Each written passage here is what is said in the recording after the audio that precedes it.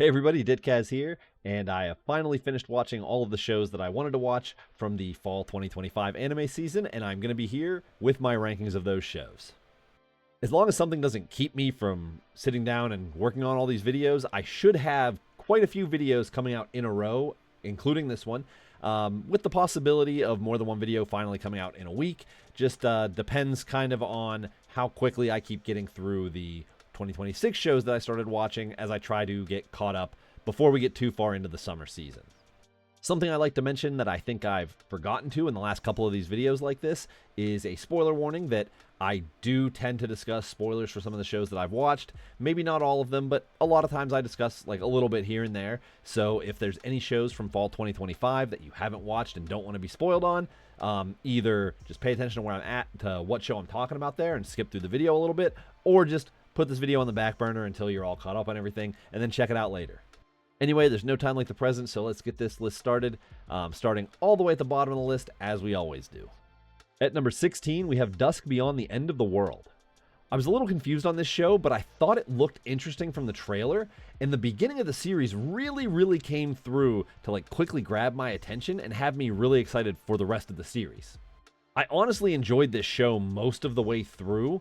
I think it's very well animated. It has a lot of interesting characters, and it has a really incredible backstory to it, honestly. The show slowly gives more and more of the backstory and like the history of the world that led it to come to this post-apocalyptic setting. As it goes through the show, as it goes through like each episode, you kind of get like drip-fed little bits of information here and there until like the last couple episodes where it gives everything. It kind of gives you like the full history, fills in all the blanks, and gets it all to kind of like fits together, and even like tells you things that the everyday people don't really realize how things went down.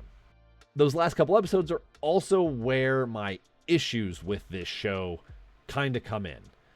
It gets revealed that the main character wasn't actually a human that was like in stasis, like it kind of seems like it implies in the beginning, and that he's actually an android with the memories of the person that he was directly modeled after and who created him.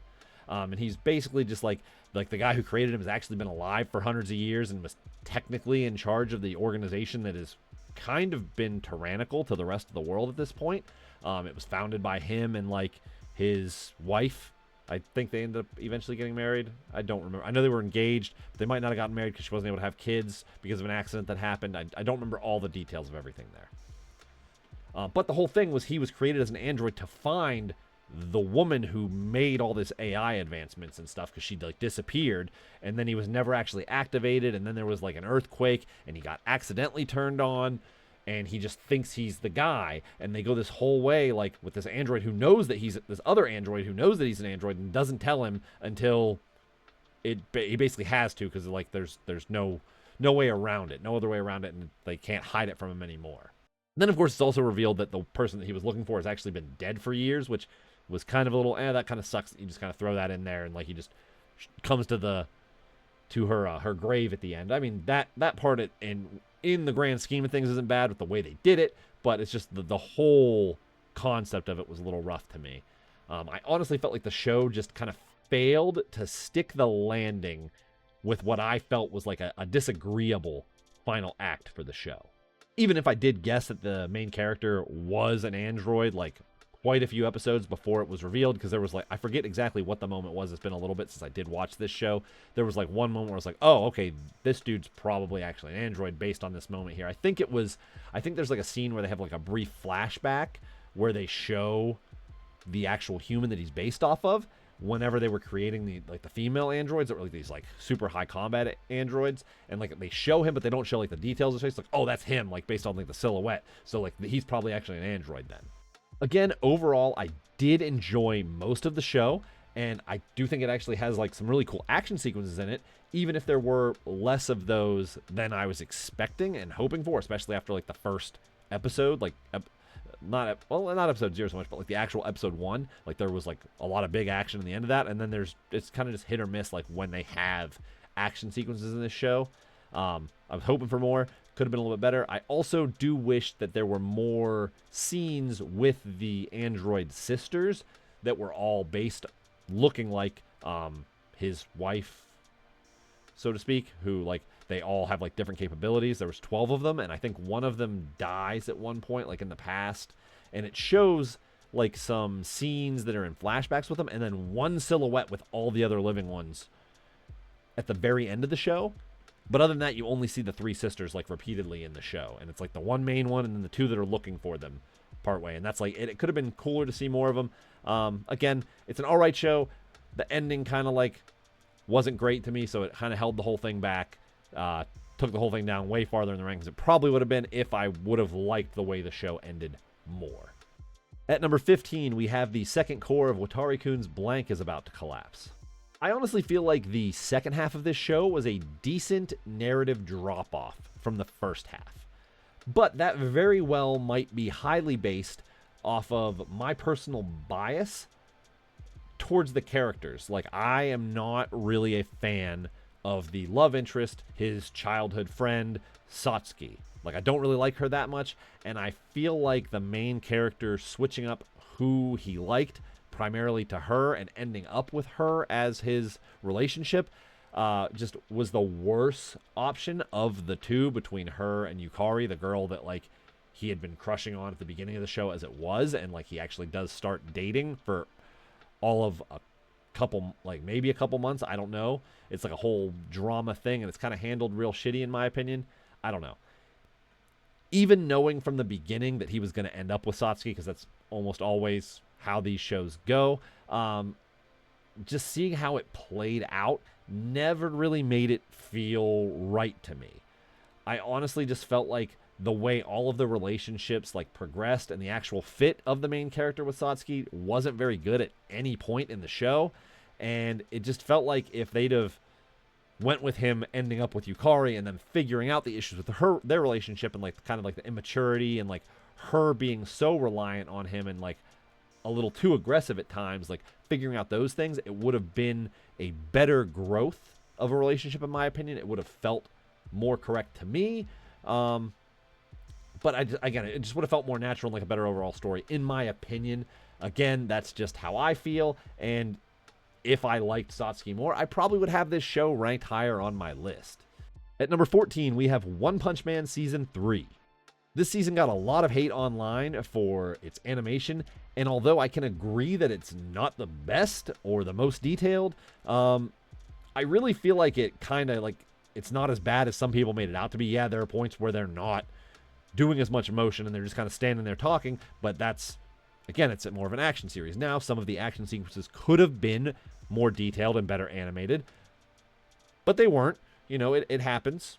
It's still not the worst animated show I've ever seen in the world, but, you know, it could have been better. The story and the characters are still great. Overall, though, I do think that another thing that could have helped this show be a little bit higher ranking for me is if it wasn't for the fact that it's now been 2 seasons on one arc, and we're still not technically done. Like, yeah, he beat the king of the monsters there, but like the whole thing with Garo that started with this is still ongoing realistically at this point. And assuming they get a 4th season, it's not going to end until that one's done. At number 13, we have My Friend's Little Sister Has It In For Me. This rom-com is leaps ahead of Watari-kun for me, and there's literally no resolution to the relationships yet. Although, like most series, you can guess where they're probably going to end up if there's ever a resolution to this show and like its relationships in this series. I think this show is very interesting and funny with a very unique cast floating around the main character who just, he doesn't think that he has any real skills whatsoever, that he's like special at anything, but everyone relies on him like extremely. They're almost every other character would not be able to do the things they're doing if it wasn't for him, because he's like a super producer, so to speak, and he just brings out the best in everyone for their like unique skill sets. Hopefully we get more of this show. I enjoyed it a lot, even though it is ranked lower on this list. There were a lot of good shows this season. At number 12, we have Chitose is in the Ramune Bottle. This series honestly has some of the prettiest animation and best looking characters of everything I've watched this season, and like some of the probably everything I've watched this year. The story is also interesting, if not almost too much of a high school drama for my preferences at times. I mean, I do really think the whole cast is really well crafted. And knowing that there's another season on the way, I am still interested to see how the pace of that second season goes and how the show progresses, and if more information comes out about what made Chitose the way that he is at this point in the show. Like, they talk about how he was like an all-star baseball player and he quit the team, but it never says what happened to cause that.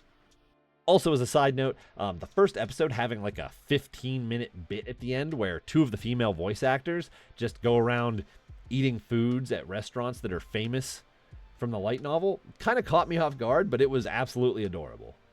At number 11, we have the second core of Solo Camping for Two. Honestly, the second half of this show did not disappoint for me at all. You still get great visuals, fun characters, and some very interesting camping knowledge in the show. On top of that, this particular slice of life romance series doesn't end without seeing the main characters finally admit their feelings for each other and start their relationship. It's literally what happens in like the last episode of the show, and then like the very end of the show is showing all the other side characters going out camping and like getting the message that they started dating and basically congratulating them. It's really cool. That being said, I did kind of laugh and feel bad for Gen's like friend from high school. I think it's like Akihito. I don't remember for sure what the dude's name was, but like I feel kind of bad because he's seemingly the only person that by the end of the show Gen won't go camping with, even though he was the very first one to constantly ask him if they could go camping together, and he got the guy into camping and basically made this dude a solo camper. At number 10, we have the banished court magician aims to become the strongest. Honestly, this show had one of the more interesting fantasy plots that I've seen recently, but I felt like it could have had better animation. The characters and magic system, I think, were very interesting, and the story leaves plenty of unanswered questions at the end of it that leaves plenty of room for more seasons, which I do hope to see in the future. At number 9, we have Sanda. This was an incredibly wacky show, which I knew going into it from the trailer, but I still just was not fully prepared for it.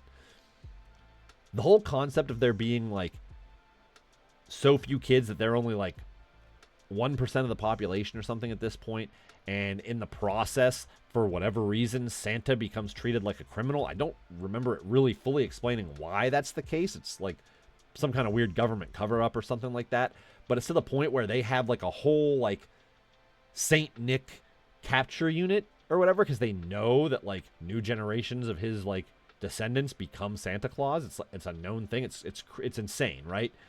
So like they got these guys hunting them down. Then you throw in the fact that they have the headmaster of the school that the whole thing takes place at is like almost 100 years old, but he looks really young because it turns out that he's had all these surgeries and had body parts replaced, and he's basically a cyborg at this point. Then you had the whole concept that, I forget if it has something to do with like the children's diet and like supplements and stuff like that, but now like kids don't sleep, or at least they don't need to sleep, and they're encouraged to like lay in their beds awake for however many hours until like the next day. And it's like these supplements and stuff stop them from needing sleep, and if they do sleep, it can induce them to go through like growth at a rapid pace and cause them to go through puberty really fast. And that ends up actually being a core part of the initial issue in the show, where like the one girl confronts the main character saying that she figured out that he's Santa Claus and wants him to turn into Santa so that she can grant his wish, because her friend disappeared. Her friend Ono disappeared, and everyone thinks she's dead. And she's like, she's not dead. I know she's not dead. That can't be what happened. You need to find her. It turns out that that girl had fallen asleep one day and had woken up, had gone through puberty, and had like matured overnight, literally overnight. So she just kind of disappears and goes into hiding, and then shows up partway through like the end of the show because like the headmaster's like, no adults allowed in my school, even though she's still the same fucking age, so that doesn't really make any sense. Now, the whole thing with like these kids being able to grow like literally overnight, go from like, I have the body of a child to I'm now an adult, would be okay if not for the factor that then that girl Ono ends up literally dying. Like they describe it as saying that like, I forget what the word exactly is, but essentially because she went through puberty so quick, her body like couldn't keep up. It like kind of overworked itself. And that part of the ending really, really upset me. And I think that kind of put this show down a couple ranks for me. Just that one detail that caused that one part of the ending of the show caused this to kind of go down probably like 2 or 3 ranks for me personally. That being said, if we get more of this show, I will still watch it because the world is interesting and there's definitely more story to tell here to see where things go and to get more answers about the way the world is. At number 8, we have My Gift level 9999 Unlimited Gacha. Backstabbed in a backwater dungeon, I'm out for revenge. Here we have another one of those fantasy shows about a useless character getting revenge after turning out to have an OP ability and being left for dead. Before finding out that he has the OP ability, of course. I usually enjoy these types of shows, and the fact that the main character in this one gets some super cool characters in his entourage really pulls this like whole show together. I mean, at first it's like, oh, he's just gonna pull and he's got a harem because like the first thing he pulls is like this badass combat maid. And sure, his first 4 characters were all different women and stuff to like fit different plots. But then you look and there's like the guy Jack who's like just runs around. He just walks around like shirtless with a jacket on his shoulders and he can like armor up his whole body. And then there's like Gold, who's like this really badass knight. It's a really cool thing, a lot of really cool characters, and a lot that haven't had a time to really shine as much, so hopefully we get more seasons of this show. I think the whole concept of this show, having like 9 races and all of the rest of them are racist against humans because supposedly they have a lower level cap and are just naturally weaker, they get treated like shit, not all of them can read, and now it seems like this main character's in a point where he's going to kind of wage war with these other races and try to like basically take over, so to speak, but not be a tyrant, just kind of get humans treated more equally. I think it's a really cool concept, the way it's going to work. Like I said, hopefully we get to see more of this show and see how this kind of goes through to the end. At number 7, we have My Awkward Senpai. This was a very, very adorable series the whole way through. Seeing this experienced worker who has like a bunch of her colleagues are just like absolutely afraid of her because the way she talks and stuff like that. And it's really just the fact that she's socially awkward and kind of a loner, doesn't want to go out and drink with people, just wants to go home and play video games. Ending up having to train the new employee, who it turns out kind of had a crush on her from when he had his interview and she helped him out, and he kind of seemed to start falling for her there, the way it's revealed later in the show. And then she ends up falling in love with him because he sees her for who she is and how she is actually this nice person, and he treats her very well and kind of helps bring her out of her shell. I thought it was a really great show. There were really only 2 or 3 side characters that get more than like a couple minutes of total screen time in this show, but that's how this show is, and it works just fine. I liked the animation and the character designs here a lot, especially how each character has like a unusual highlight to their hair. It's like a second like 2-tone hair color, like they have their actual hair color, and then there's like an underneath like bottom shaded layer that is different for for almost every character, and it's kind of used as a way to show the relationships between different characters. For example, and these are non-normal colors. So like the main character and her mother, who's introduced for like an episode partway through the show, they both have like they're both like blonde, but then they have like a pink layer underneath. Whereas the main male character, his sister gets introduced, and they both have like brown hair with like a green underlayer. And that's where you see that at one point where the main character thinks that he's meeting another girl to go shopping, and it's actually he's meeting his sister to go shopping. And you find out the very next episode that it is his sister, but when you pay attention to that shading thing, it's like, oh, it's literally the exact same shade. That's his sister that you know that he has. At number 6, we have Tales of Wedding Rings Season 2. Here we have the big fan service show of the season. I've read most of this manga, and this show stays true to the story of that manga pretty much 100%. Just like the first season, I love the character designs, and I think the animation for the action sequences is well done here as well. I really like the world of this series. I think it's really interesting, really cool. From my understanding, and just based off of the pacing of the manga and where I have left to read, and like how many chapters are left, and what all's left of the story based off of where this season ended, there should be one more season of this show to wrap up the whole storyline. So hopefully this season did well enough to where they'll be able to complete this story in the animated form as well. At number 5, we have Togen Anki. It's second core. This second half honestly might have been better than the first half to me. We got new characters, as well as seeing a Momotaro, who is one of these new characters, that can be friendly with the Onis and realizes that they aren't just inherently bad. Like, he literally, one of the first things you see when you find out he's a Momotaro is he's like, well, why should I have to kill this guy? He literally saved these kids. And then he gets manipulated by his boss, who's a total asshole. The whole plot of this second half I thought was incredibly well done, with the main antagonist, again, this Momotaro Mikado, his boss kind of like using super shitty tactics, like calling in a gang to threaten civilians and basically make this whole setup go to where Mikado thinks that these Onis are doing these terrible things just to get him to fight this guy because he can't fight at all. I thought that was really cool, really well done. I mean, cool. It was a good storyline. It was really well done. And we got some like really cool fights out of this part of the season as well, including seeing the last of the group of student Onis and like getting to actually see him in a fight and see what his blood art or blood abilities are, blood eclipse release or whatever they're called in this. Getting to see his ability where he can like, it's just based on his imagination kind of, and like just randomly rolls. Or not, it's not even his imagination. Yeah, it randomly gives him something, and it's like a rage type based thing. And sometimes it's like stupid, like, oh, I got a couple swords, but then he had like the angel wings and stuff that was pretty cool. I do know that it's already been confirmed for another season to be coming out. I think in 2026. It might not be till 2027. I don't remember for sure, but I'm definitely looking forward to it when it airs. At number 4, we have Alma-chan Wants to Be a Family. This show was the absolute biggest surprise of the season for me. I thought it looked cute and funny, and it ended up being that and so much more. Alma is just so incredibly adorable, and the story is very well done with all of these little details and hijinks that happen, even though like the whole thing is like, oh, we're trying to make this great robot. And they do, and they didn't expect her to have like the emotions that she has. At times, the animation maybe isn't as good as some of the other shows, but it's still solid, and everything else about the way this show plays out is just so good that it rises above most of the other shows this season for me. At number 3, we have My Status as an Assassin obviously exceeds the heroes. This was the first show that I watched this season, and for a while I thought it was going to stay on top of my ranking because I just couldn't find any other shows that I liked quite as much as this one until right towards the very end.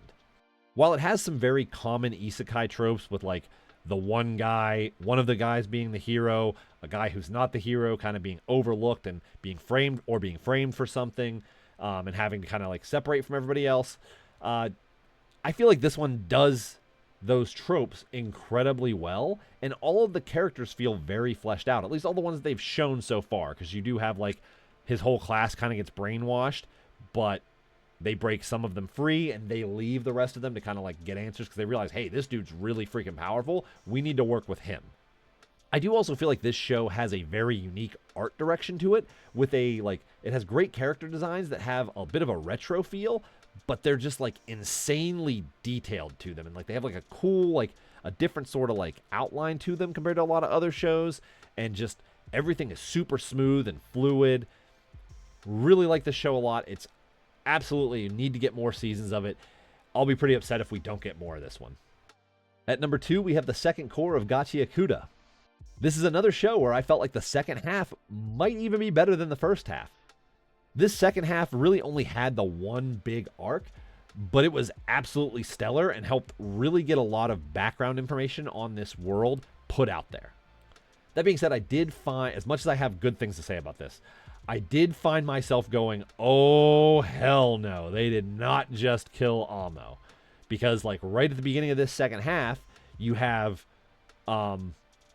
it's right after they've beat Amo in that fight, and they kind of, like, learn a bunch of stuff from her about her past, and then they kind of, like, come to an understanding and become friends with her, and, like, they get her to kind of be a little more normal, and then literally as soon as they shut the door and are leaving, she gets attacked. Right? It was to the point where I was so upset I had to look it up, and I ended up getting spoiled a little bit, finding out that no, she's not dead, and she does end up joining the cleaners, and like she changes her outfit and stuff like that. Kind of wears like, I think kind of like a nurse or a maid outfit or something like that. I don't remember for sure. Anyways, like Togen Anki, I know there's a second season of this show coming out here really soon, and I absolutely can't wait. And finally, at number 1, we have Spy Family Season 3. This show just remains so peak, with Anya being so funny and adorable, and just maintaining an incredibly well thought out plot with a lot of substance and intrigue, mixed in with some insanely funny gag parts throughout it. There's kind of like a little bit darker storyline with like the whole thing with like the bus jacking and stuff like that in this, and the whole thing with them also needing to deal with the double agent who they have to track down with their double agents and all that. So there's a little bit more, like a little bit less gag parts in this one, I feel like, at times, but it still is just super, super good. This show will surely go on for a while. I mean, I don't know exactly how much content there is in the manga that it's based off of, but it's so popular that I'm sure they kind of just have a check to go, hey, yep, another season, another season, another season, and I'm going to be there every time a new season drops. I do still need to watch the movie, though. And there you have my ranking of all the shows that I watched from the fall 2025 season. Hopefully you enjoyed this video and will give it a like and subscribe to the channel. Also, make sure to leave a comment below about what you thought about my ranking, if there's anything that you thought I maybe should have had ranked higher or lower, or if there's any shows that you think I missed out on that should have been on here to where they could have been on this list somewhere. With these shows done, I've finally finished all of my 2025 shows that I wanted to watch, and counting this video, there should be 4 coming out relatively quickly to finish up the 2025 anime content. And I've already started watching winter 2026 shows so that I can hopefully get through them and the spring 2026 shows and get those videos out before a convention that I'm going to here in a couple of weeks, near the end of July, because I'm hoping that during that convention I can be caught up on summer shows, or at least be getting caught up during that convention and watching stuff during that convention, to where by early August I'm all caught up on those shows and I'm not behind on stuff. If I can get to that point, then hopefully in August, I'll be able to get back to streaming games on Twitch at twitch.tv/Ditkaz for those who are interested in that. Thanks as always for watching, everybody, and have a great day.